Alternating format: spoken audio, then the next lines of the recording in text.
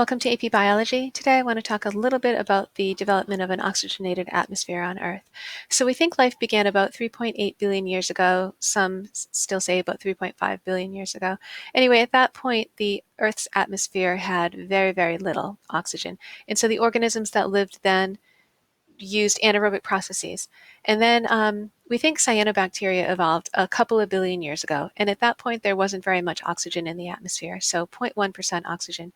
Over time, as they did photosynthesis, more and more and more oxygen was produced because a lot of photosynthesis was happening. Today, we have about 20% of our atmosphere as oxygen, and that's when multicellular organisms evolved. And that's probably because cellular respiration that uses oxygen is much more efficient than anaerobic processes, and so you need a lot of oxygen to be multicellular. And so that's why we think that happened. So photosynthesis evolved first in prokaryotic organisms like cyanobacteria. Cyanobacteria's photosynthesis is likely responsible for changing the atmosphere of the early Earth, changing it from anaerobic to aerobic, so adding oxygen to the Earth's atmosphere. And so that's really a big thing that AP wants you to know.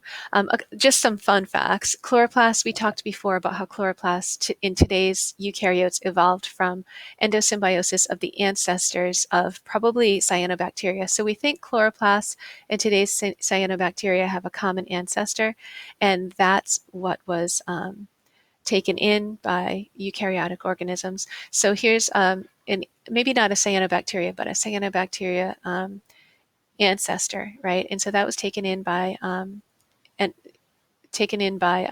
endocytosis, which produced this endosymbiotic organism. You would have two membranes here, just like we see with mitochondria. So it would be a double membrane.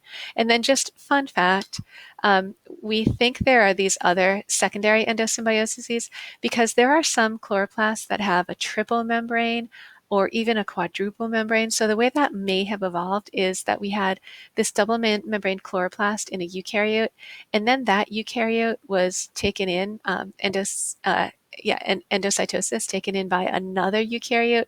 And so here's the nucleus, right, that was there that had evolved from this one, right? That's what we've got here. So that would make a triple membrane, right? Kind of cool. So some chloroplasts in some organisms actually have 3 or 4 membranes. So we think that there were these secondary endosymbiosis events, which is just a fun fact. I've seen it, I think, in an AP question or two. So just another cool thing to know.